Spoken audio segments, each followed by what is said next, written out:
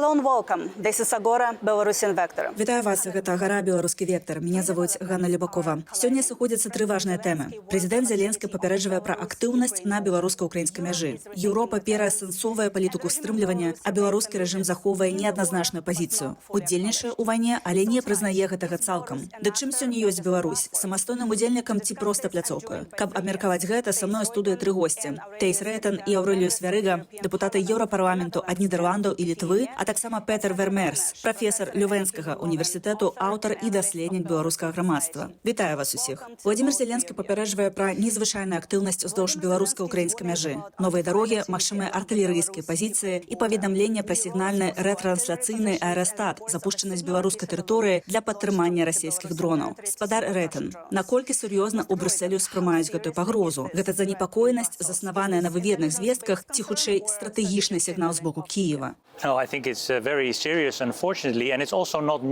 жаль, я лічу, што гэта вельмі сур'ёзна, і гэта нештосьці новае. Беларусь з самага пачатку паўнамаштабнай агрэсіўнай вайны і нават раней выкарыстоўваецца Пуцінам як пляцоўка для агрэсіі супраць Украіны. Больш за тое, гэта ўсё больш пагражае бяспецы Еўропы і Еўразвязу, бо ні для каго не сакрэт, што ў Беларусі размешчаны ракеты і платформы запуску дронаў. І ў гэтым няма нічога дзіўнага, бо Лукашенка фактычна паслухмяны выканаўца волі Пуціна, ягоны паслугач. Ён цалкам саўдзельнічае ў гэтай агрэсіўнай вайне. Of Putin. He's completely complicit in that regard also to the war of aggression. So what you are saying, of course, there are indeed this communication. Бок вы кажаце, што з аднаго боку сапраўды існуюць гэтыя камунікацыйныя вежы, якія Расія выкарыстоўвае для кіравання дронамі, што запускаюць супраць Украіны. Але з другого боку мы таксама памятаем інцыдэнт з дронамі ў Польшчы ў верасні мінулого года, беспасярэдня перад вучэннямі Захад. Што гэта азначае для Еўропы? Ці азначае гэта, што Еўразвяз у нейкім сэнсе пачне інакш ставіцца да Беларусі з юрыдычнага гледзяшча? Ці будуць нейкія дзеянні, нейкія наступствы? Any outcome? Well, I have from the start been very clear we have to mirror, in my opinion. З самага пачатку я выразна казаў, на маю думку, кожная санкцыя супраць Масквы павінна люстрана распаўсюджвацца і на Беларусь. Для мяне тут няма розніцы. Акрамя таго, мы павінны ўсведамляць, што гэтая так званая перадавая пляцоўка агрэсіі Масквы патрабуе адкату. І ў Еўрапарламенце ўжо ёсць большасць, якая падтрымлівае такі падыход. Напрыклад, у нядаўнім студзеньскім дакладзе пра еўрапейскую абарону, суаўтарам якога я быў, мы гаворым пра неабходнасць разгледзець стварэнне інтэграванай зоны паветранай абароны над заходняй часткай Украіны пад кіраўніцтвам Еўразвязу, каб супрацьстаяць такім пагрозам. І я думаю, парушэнне паветранай прасторы Еўразвязу гэта ўжо не выпадковыя інцыдэнты. Мы павінны значна ясней даць Пуціну зразумець, што больш не будзем гэтага цярпець. Не можа быць такіх апраўданняў, маўляў, памыліліся маршрутам або ўзніклі праблемы з сувязю. Гэта сур'ёзна. І Еўразвяз мусіць ставіцца да гэтага адпаведным чынам, то бок вельмі сур'ёзна. One country that has been in a way on the front line of this whole situation. Адна з краінаў, што фактычна на перадавой ува ўсёй гэтай сітуацыі і ўжо сутыкнулася з гібриднымі пагрозамі з тэрыторыі Беларусі, гэта Літва. Спадар Вярыга, як ваша краіна ўспрымае гэта? Як звычайны маніторынг сітуацыі ці як рэальную пагрозу? Не, я згодны з маім калегам. Гэта заўсёды было рэальную пагрозаю. З самага пачатку Беларусь дазволіла Расіі выкарыстоўваць свае базы і тэрыторыю для нападу на Украіну. Гэта па-першае. Па-другое, самая Літва сутыкнулася з гібриднымі атакамі з боку Беларусі. Праз мяжу накіроўвалі нелегальных мігрантаў, а цяпер запускаюць паветраныя шары з так званымі кантрабанднымі цыгаретамі. Але насамрэч гаворка не толькі пра кантрабанду. Гэта вельмі танны спосаб дэстабілізаваць нармальнае жыццё дзяржавы. Таму я лічу, што гэта заўсёды было спосабам праверыць рэакцыю не толькі краінаў Балтыі, але і іншых дзяржаваў, чальцоў Еўразвязу, як яны будуць рэагаваць на гібридныя пагрозы. Мы памятаем, што на самым пачатку былі сумневы, ці правільна дзейнічаюць краіны-чальцы, калі вяртаюць нелегальных мігрантаў назад праз мяжу, ці не парушаюцца пры гэтым правы чалавека. І спатрэбіўся час перад тым, як еўракамісары прыехалі асабіста і на ўласныя вочы ўбачылі, што адбываецца на месцы. Цяпер усе больш-менш аднолькава разумеюць сітуацыю. І я думаю, што мы павінны ставіцца вельмі сур'ёзна да кожнай такой рэчы. Але я хацеў бы дадаць яшчэ адзін аспект да гэтай дыскусіі. Мне здаецца, што беларускі рэжым можа спрабаваць такім чынам стварыць прастору для перамоваў і, умоўна кажучы, атрымаць нейкія саступкі ад амерыканскіх перамоўнікаў. Спачатку стварыць больш хаосу для суседзяў, а потым крыху адступіць і выкарыстаць гэта як прадмет для гандлю. І гэта таксама можа быць праблемаю. Let's come back to this because that's a very interesting topic. Professor Мы яшчэ вернемся да гэтай тэмы, бо яна вельмі цікавая. Прафесор Вермерс, давайте пагаворым пра беларускае грамадства. Бо з аднаго боку ёсць рэжым, а з другога людзі. І менавіта вы даследавалі гэта, пісалі кнігу пра пратэсты, пра вынікі рэвалюцыі і пра тое, як думаюць людзі. Як на вашу думку беларускае грамадства ўспрымае гэтую неадназначнасць? Лукашенко спрабуе паказаць нейтралітэт і стварыць уражанне, што Беларусь нібыта па-за гэтую вайною. Хаця мы разумеем, што гэта не так. Але пры гэтым людзі відавочна не хочуць быць уцягнутымі ні ва ўварванне, ні ў гэтай правакацыі. Як беларусы мудраюцца існаваць у гэтай складанай рэальнасці? How are they existing in, I think, this whole complicated reality? Так, у пэўным сэнсе вы ўжо самі часткова адказалі на сваё пытанне. Хіба не? Вельмі важна адрозніваць рэжымы і беларускі народ, людзей у Беларусі і беларусаў за межамі краіны. Відавочна, што аналітыкі гавораць пра своеасаблівы грамадскі кантракт. Лукашенко нібы не галосна абяцае насельніцтву стабільнасць і тое, што людзей не будуць уцягваць у вайну, у якой яны і самі не хочуць браць удзелу. Але адначасова з самага пачатку было ясна, што беларускі рэжым ёсць саўдзельнікам вайны супраць Украіны. І насамрэч, у яго няма вялікага выбару. Лукашенка цяпер фактычна можна назваць паслухмяным выканаўцам волі Крамля, ягоным паслухачом. Таму ён вымушаны ўвесь час балансаваць. З аднаго боку, геапалітычная рэальнасць, з якой ён сутыкаецца. З другога, гісторыя, якую трэба распавядаць беларускаму грамадству. І галоўнае пытанне ў тым, ці вераць беларусы гэтай гісторыі. Відавочна, што беларусы ў выгнанні ёй не вераць. Унутры краіны сітуацыя іншая. Думаю, людзі маўчаць, але маюць уласнае разуменне таго, што адбываецца, і не абавязкова прымаюць афіцыйную версію. Прыкладна так выглядае сённяшняя рэальнасць, якую нам трэба зараз усвядоміць.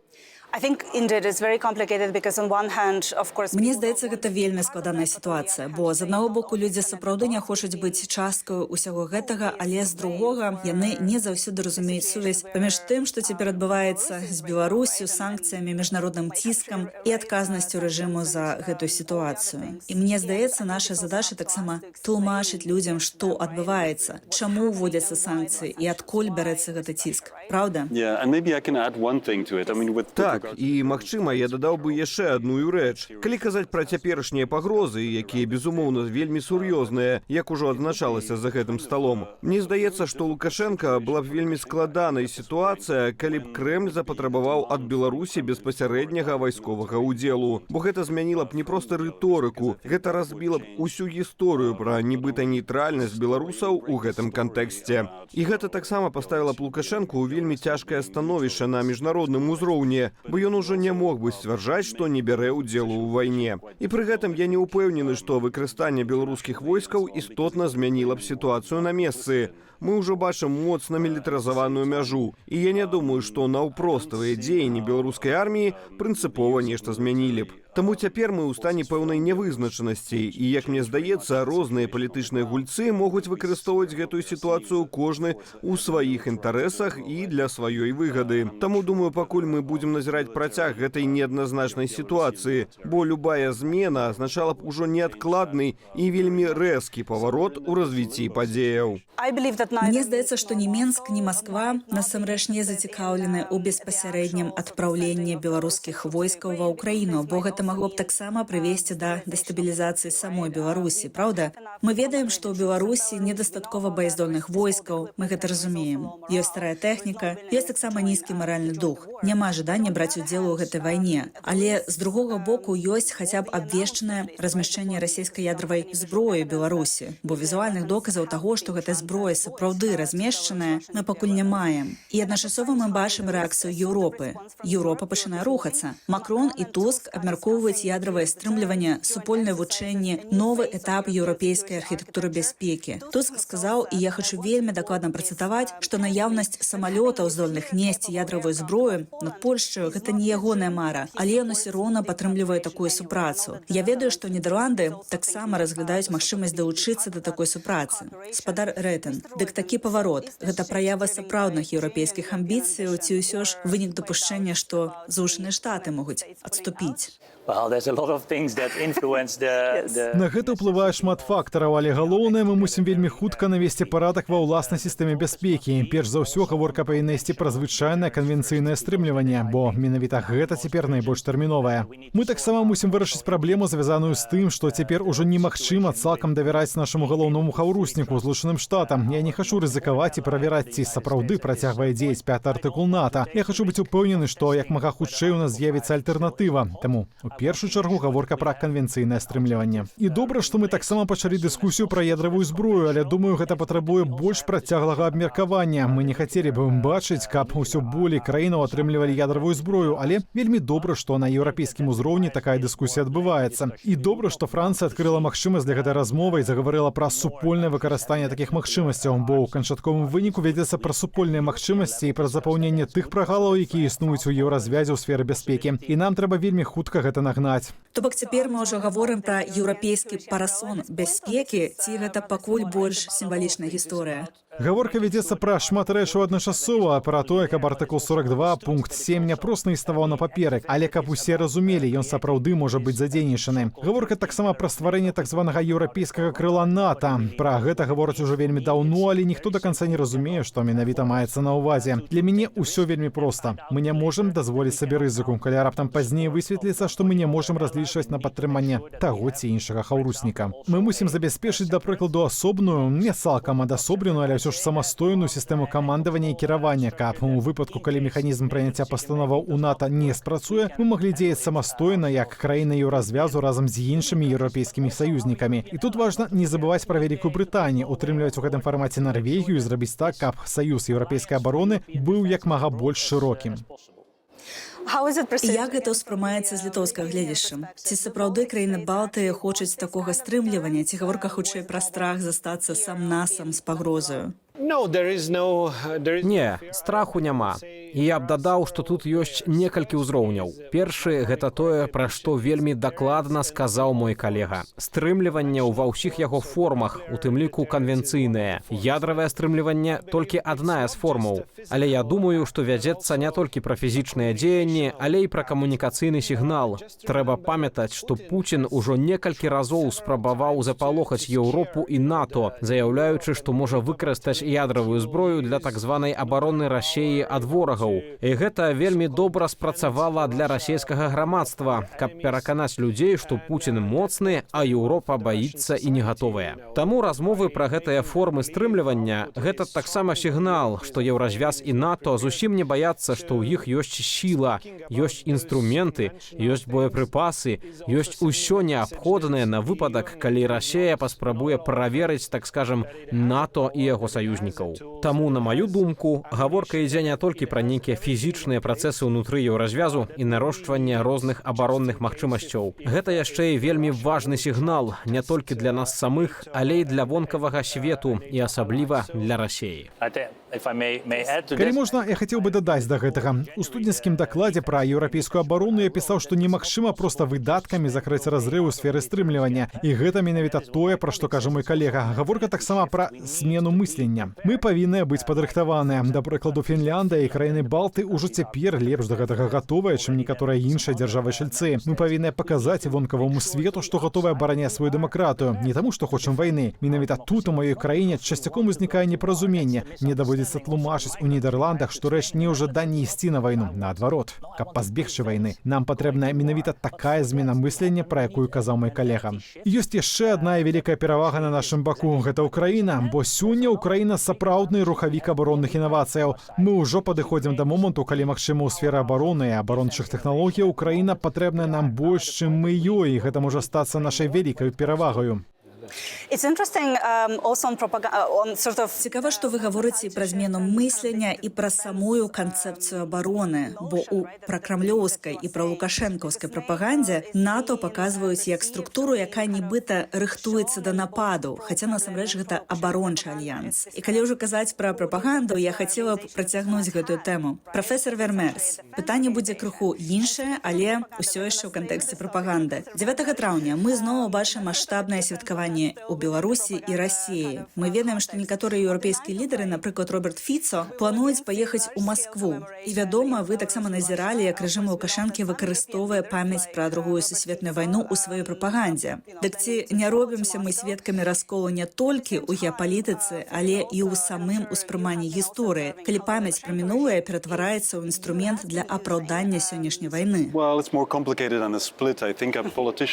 Насамрэч, усё больш складана, чым проста раскол. Мне здаецца, палітыкі ў розных краінах выкарыстоўваюць мінулае па-рознаму. І цяпер мы бачым вельмі выразныя прыклады розных інтэрпрэтацыяў мінулага і спробаў выкарыстаць яго як інструмент для прасоўвання сучасных палітычных мэтаў. Лукашенко, напрыклад, яшчэ ў 2022 годзе, у год паўнамаштабнага ўварвання Расіі ва ўкраіну, абвясціў у Беларусі год гістарычнай памяці. Гэта ўключала адукацыйныя праграмы, перапісвання падручнікаў і шмат чаго іншага. Таму мы бачым, што мінулае выкарыстоўваецца ў палітычных мэтах ужо даўно, а не толькі цяпер. Мне здаецца, што ў шмат якіх краінах палітыкі, якія імкнуцца канцэнтраваць і ўмацоўваць уладу, спрабуюць навязаць у сучаснай палітычнай дыскусіі сваю версію мінулага, каб выкарыстоўваць яе як крыніцу дадатковага падтрымання і сілы. У пэўным сэнсе гэта проста працяг таго, што адбываецца ўжо даволі даўно. І ў нейкай ступені мы бачым гэта і ў еўразвязе з боку некаторых палітычных сілаў.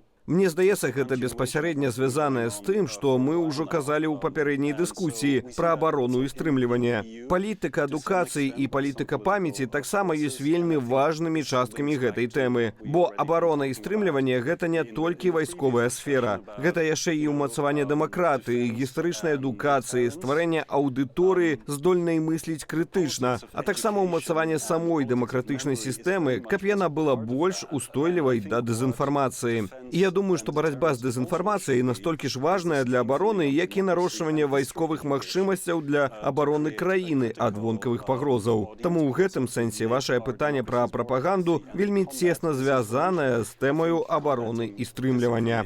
У суботу відавочна адбудзецца вялікі парад. Таму мне здаецца, для беларусаў таксама важна пачуць, як усё гэта ўспрымаецца з боку, дзе насамрэч пачынаецца прапаганда і як рэжым выкарыстоўвае гэта. Але калі ўжо казаць пра адукацыю, прафесор, вы згадалі вельмі важную падзею. Нядаўна Еўрапейскі гуманітарны універсітэт быў прызнаны экстрэмісцкай арганізацыяй. Гэта універсітэт зарэгістраваны ў Літве. Спадар Вярыга, як вы мяркуеце, ці можна расцэньваць гэта як чарговую эскалацыю і яшчэ адную правакацыю супраць Літвы? Так, безумоўна, рэжым будзе выкарыстоўваць любыя магчымыя спосабы для эскалацыі і для таго, каб уносіць хаос у галовы людзей. І калі крыху вярнуцца да тэмы гістарычнай інтэрпрэтацыі, трэба разумець, што для некаторых краінаў Еўропы Другая сусветная вайна скончылася паразаю нацызму, але не для краінаў Балтыі, якія пасля гэтага яшчэ больш за 5 дзесяцігоддзяў заставаліся акупаванымі. Таму нават проста давядзенне да людзей рэальных гістарычных фактаў застаецца вельмі важным. У любой форме, праз адукацыю, свабодную ад прапаганды, праз простае і дакладнае тлумачэнне таго, што сапраўды адбылося. І я цалкам разумею, чаму аўтарытарным рэжымам гэта не падабаецца. І гаворка не толькі пра Беларусь. Мы бачым, што адбываецца ў Расіі. Там фактычна перапісваюць гісторыю, мяняюць школьныя падручнікі, выдаляюць факты, перавыдаюць кнігі, перафарматоўваюць гістарычны наратыў. І Расія добра ведае, што гэта працуе. Людзям сапраўды можна прамываць мазгі. Можна настолькі абмежаваць доступ да інфармацыі, каб у іх не заставалася магчымасці параўноўваць і аналізаваць. І тады людзей можна прымусіць паверыць амаль ва ўсё. Менавіта так дзеялі фашызм і нацызм перад Другой сусветнай вайною. Была сфармаваная цэлая генерацыя людзей, якія верылі ў тое, што сёння здаецца абсалютным вар'яцтвам. І менавіта гэта цяпер спрабуюць рабіць расійскі і беларускі рэжымы. Таму такія дзеянні для іх цалкам лагічныя і зразумелыя. Адна рэч, якая ўсё яшчэ дазваляе мне з аптымізмам глядзець на маю краіну, гэта тое, што мы ведаем з даследаванняў і сацыялогіі. Пазіцыя людзей Беларусі ў дачыненні вайны, размяшчэння расійскай ядравай зброі і іншых падобных пытанняў у цэлым не змяняецца. І гэта, безумоўна, дае падставы бачыць і нешта пазітыўнае. Але давайце вельмі коратка закранём яшчэ адную тэму. Мы ўжо гаварылі пра стрымліванне, пра правакацыі і, вядома, пра неабходнасць захавання ціску з боку еўразвязу. развязу. Адмысловы пасланнік ЗША Джон Коул збіраецца зноў наведаць Беларусь. Пра гэта ён заявіў пасля абмену зняволенымі, што адбыўся нядаўна, калі быў, напрыклад, вызвалены Анджэй Пачобут. Так ці не выглядае гэта супярэчнасцю? Што цяпер адбываецца ў палітыцы ЗША ў дачыненні рэжыму Лукашэнкі і як гэта суадносіцца з палітыкай еўразвязу? І як вы бачыце наступныя крокі еўразвязу ў гэтым кірунку? Well, let me be clear that I'm happy with every political prisoner that is being released. Перадусім хачу ясна сказаць, я рады вызваленню кожнага палітычнага вязня, але мне вельмі не падабаецца тое, як гэта цяпер адбываецца. Бо на маю думку, гэта беспасярэдна звязанае з памылковым падыходам Злучаных Штатаў да так званых перамоваў пра справядлівы і ўстойлівы мір для Ўкраіны. Яны дзеюць няправільна, бо ціснуць на ахвяру замест таго, каб ціснуць на агрэсара. І мне падаецца, што ЗША недаацэньваюць той факт, пра які мы ўжо казалі. Лукашенка беспасярэдні саўдзельнік гэтай агрэсіўнай вайны. І яны не павінны трапіць у пастку спробаў Лукашэнкі ў той ці іншай форме нармалізаваць сваю жорсткую ўнутраную рэпрэсіўную палітыку. І вельмі добра, што вы ўзнялі гэтую тэму, бо мне падаецца, для гледачоў у Беларусі важна падкрэсліць, мы бачым, што ў беларускім грамадстве ўсё яшчэ існуе супраціў. У людзей усё яшчэ ёсць жаданне супраціўляцца рэпрэсіям. Я сам узяў пад апеку палізняволеную Ірыну Такарчук, маці Вольгі Такарчук. І ёсць вельмі шмат людзей, якія працягваюць мужна супраціўляцца нават у гэтых надзвычай цяжкіх умовах. Гэта бачаць, гэта адчуваюць. Мы кажам, вы не самотныя, мы кажам, вы не адзінокія, але пры гэтым трэба быць вельмі асцярожнымі з любымі спробамі нармалізацыі рэжыму Лукашэнкі. Пры гэтым я, вядома, вельмі рады, што Алесь Бяляцкі і многія іншыя цяпер на волі, але я лічу, што еўразвяз мусіць захоўваць жорсткія санкцыі супраць Беларусі. Бо гэта можа быць своеасаблівай гарантыяй таго, што не з'явяцца новыя палітычныя зняволеныя, праўда, калі ёсць санкцыі, калі ёсць. Я не веру ў палітыку замірэння ў дачыненні аўтарытарных ці дыктатарскіх рэжымаў. Гэта ніколі не працавала ў мінуўшчыне і не будзе працаваць цяпер. Таму я лічу, што ціск на Лукашэнку, як на беспасярэдняга саўдзельніка расійскай агрэсіўнай вайны, мусіць захоўвацца ў поўнай меры. Што ж, дзякуй за такую выразную і моцную пазіцыю. Дзякуй вам за ваш час. Было вельмі прыемна з вамі паразмаўляць. Таіс Рэйтан, Аўрэліус Верыга і Петер Вермерс. Дзякуй вам вялікі. І дзякуй вам за тое, што глядзелі Белсат.